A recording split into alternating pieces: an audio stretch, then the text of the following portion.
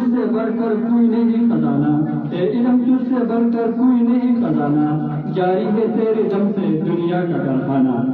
اس خوبصورت نظم کے بعد ابوبکر سواتی کو دعوت دیتا ہوں کہ وہ آئے اور اردو تقریر پیش کرے۔ ابوبکر سواتی۔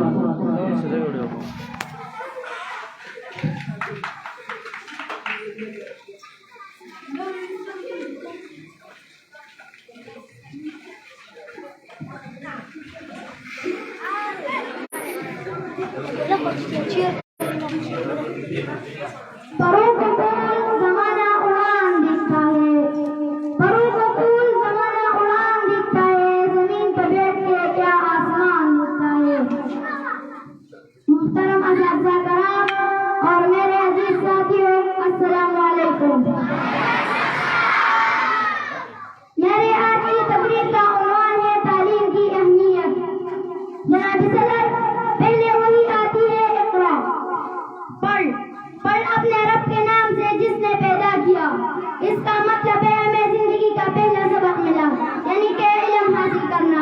جناب صدر، تعلیم ہی کی بدولت سے انسان ترقی کی راہ پر گامزن ہوتا ہے۔ علم کی سمندر میں ڈبکیاں لگا کر ستاروں کا گھوج لگاتا ہے، زمین کے سینے سے معدنیات تلاش کرتا ہے، پانی کی گہرائیوں سے ہیرے جواہرات تک رسائی حاصل کرتا ہے، سورج اور پانی کی شعاعوں سے توانائی کے حصول تک سب تعلیم کی محروم منت ہے۔ جناب صدر، کیونکہ تعلیم ہی سکھاتی ہے جینے کا طریقہ، تو میرے پیارے نبی حضرت محمد صلی اللہ علیہ وسلم نے فرمایا، ماں کی گود سے لے کر گور تک علم حاصل کرو، اور ایک دوسری جگہ فرمایا، علم حاصل کرو خواہ تمہیں چین جانا پڑے۔ جناب صدر، تعلیم نہ صرف کامیابی کا ضامن ہے بلکہ کسی بھی انسان کی شخصیت پر اعتماد بنانے اور نکالنے میں بھی اہمیت کا حامل ہے۔ تعلیم بنیادی طور پر کسی بھی قوم اور معاشرے کا قیمتی اثاثہ ہے۔ میرے ہاتھ میں قلم، میرے ذہن میں اجالا،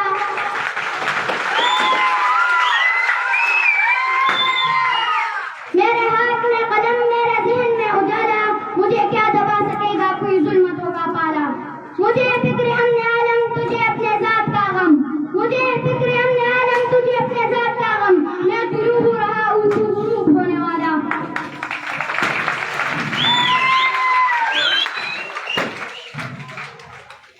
جناب صدر،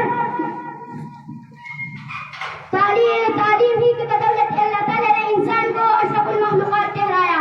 آسمانی صحیفوں سے لے کر قرآن پاک تک، غار حرا کی چراغ سے لے کر کوہ نور کی تجلی تک، پتھروں کی دنیا سے لے کر بلند بالا عمارتوں تک، گڑی کی سوئیوں سے لے کر ہوا میں اڑان تک، اور زمین و بحر سے لے کر خلا میں سفر تک، سب علم و دانش کی صدا پکار پکار کر کہہ رہی ہے کہ تعلیم بھی سکھاتی ہے جینے کا طریقہ۔ منزل سے آگے بڑھ کر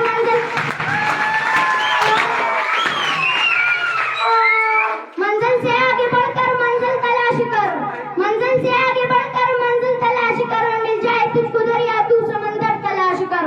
ہر شیشہ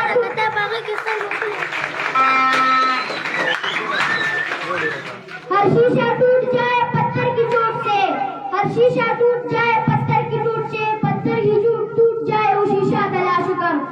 سجدوں سے تیری کیا ہوا، صدیاں گزر گئی، دنیا تیرے